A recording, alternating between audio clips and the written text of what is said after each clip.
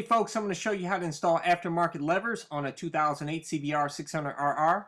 First off, you want to go ahead and unscrew the counter nut on the underside of the lever bracket, and you can use a 10mm socket there to loosen the nut.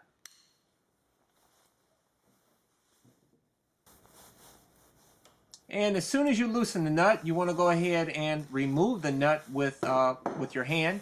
Make sure you place your other hand underneath so that you can, as a safety net.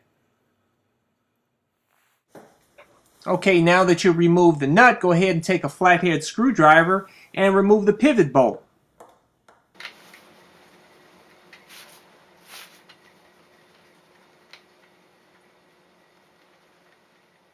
Okay, and once you remove the pivot bolt, the lever should come off pretty easy.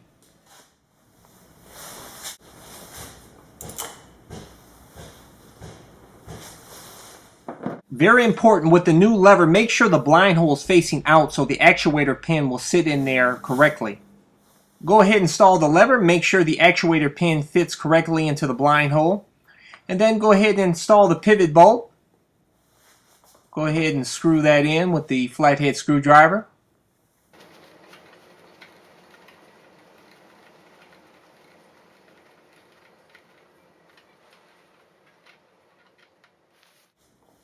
And then go ahead and screw on the counter nut. And then tighten it. Okay, now we're going to compare the free play between the OEM and aftermarket brake lever.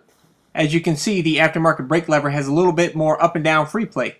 Okay, now I'm going to show you how to install the aftermarket clutch lever. Okay, just like the brake lever, we're going to go ahead and unscrew the counter nut on the underside of the lever bracket. But in order to get to that tricky spot, you're going to have to loosen the clutch lever bracket at the pinch bolt and rotate it up to get better access to the nut. Okay, once you do that, go ahead and rotate it up. And then you want to go ahead and unscrew the counter nut with a 10mm socket. Then you want to go ahead and unscrew that with your hand and use your other hand as a safety net, just like you did on the other side. Okay, now go ahead and take the flathead screwdriver and remove the pivot bolt. Once you remove the pivot bolt, then go ahead and slide the lever out. Okay, and then you want to remove the cable and just make sure to slide it along the slot there and then pull up. And the lever should come off pretty easy.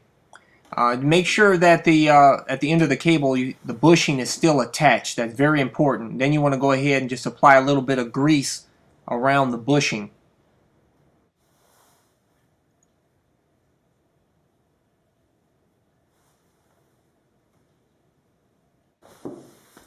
Okay, now you want to go ahead and install the clutch lever.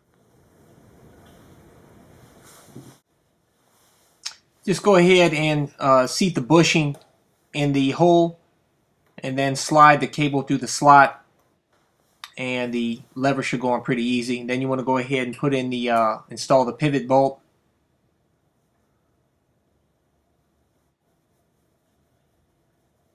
Okay, once you tighten the pivot bolt, then you want to go ahead and put the counter nut on the underside.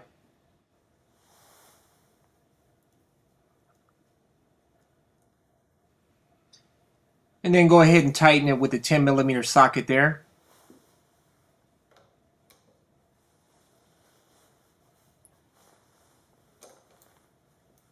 Then you want to go ahead and adjust the lever and then tighten the pinch bolt there. And you're all done. Okay, and here's a free play comparison between the OEM and aftermarket clutch lever. As you can see, the aftermarket clutch lever has just a little bit more free play up and down. As you can see, these aftermarket Shorty's levers look great, and they also feel great, much better than OEM in my opinion. Hey, for $34 ship, you can't beat it. By the way, I got these levers at the2wheels.com, and it took about 2 weeks to get them.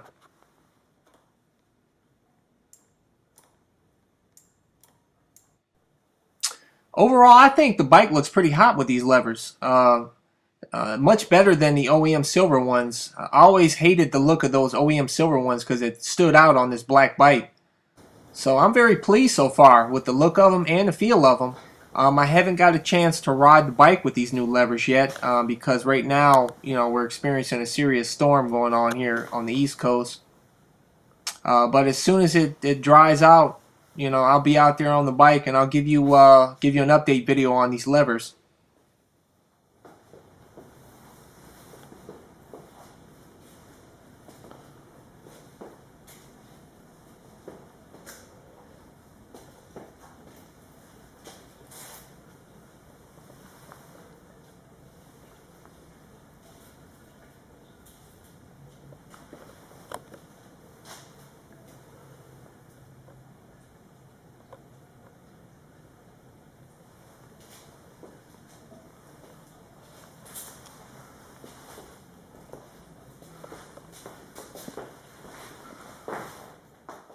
By the way, thank you for the recommendation for the Michelin 2CT tires. I went ahead and got a set of rubbers and put them on a few weeks ago. Much better grip than the previous tires I had on my bike. Hey, I hope this video helped. Until next time, folks, take care.